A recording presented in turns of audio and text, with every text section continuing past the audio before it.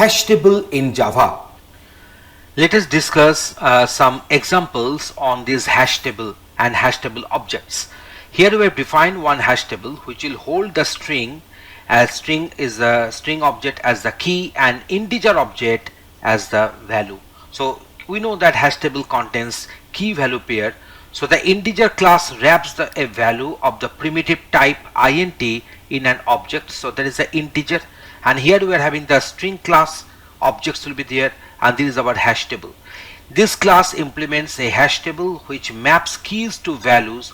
Any non-null object can be used as a key or as a value here.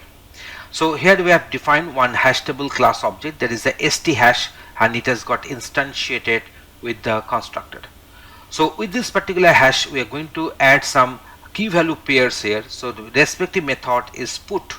So here string is the name is the key, and here the respective integer will be the respective value here. So there is a marks we are actually having.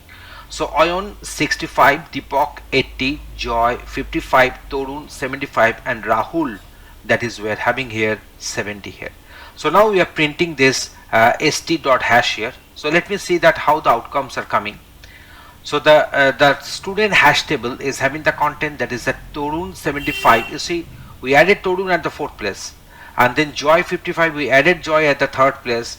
Deepak 80 we did this one at the 2nd place. Rahul 70 we did that one, adding putting this one at the last place, and the Oyon at the 1st place. But you see, the order in which they got added to this st hash, that is our hash table object, the order has not been maintained, but the key value pair, the respective key value pairs, that pair has got maintained throughout. So in this way you have got this one. Now let us suppose I want to add another one. Say I'm going for the st hash dot put. Say if I give a same name, say if I go for say Joy, with the value say 67. So initially you see the Joy is having the value 55, now it has become 67. Then what will happen?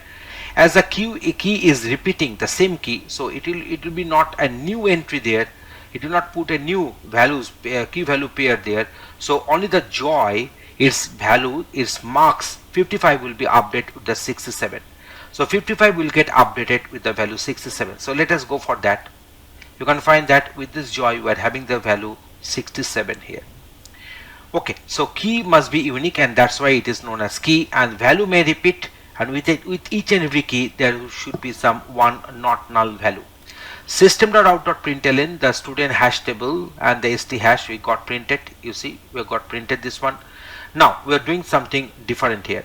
So string max key is equal to null. So we are going to hold the name of that student who has secured the maximum marks. So int max marks is equal to 0, and max key, that is which will be holding the name, is having the null string initialized at first.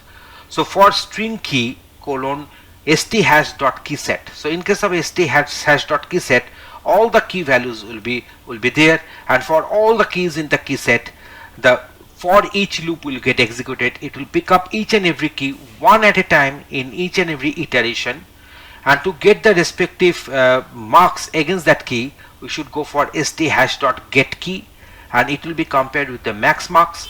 So if max marks is less than st hash dot get key, then max key will be initialized with the new name, that is the key here, and max marks will be initialized with this new value, that is a marks here. So there is a st hash dot get key. Using this get key we can get the value of the against the key whatever you are passing as the input parameter to this get method.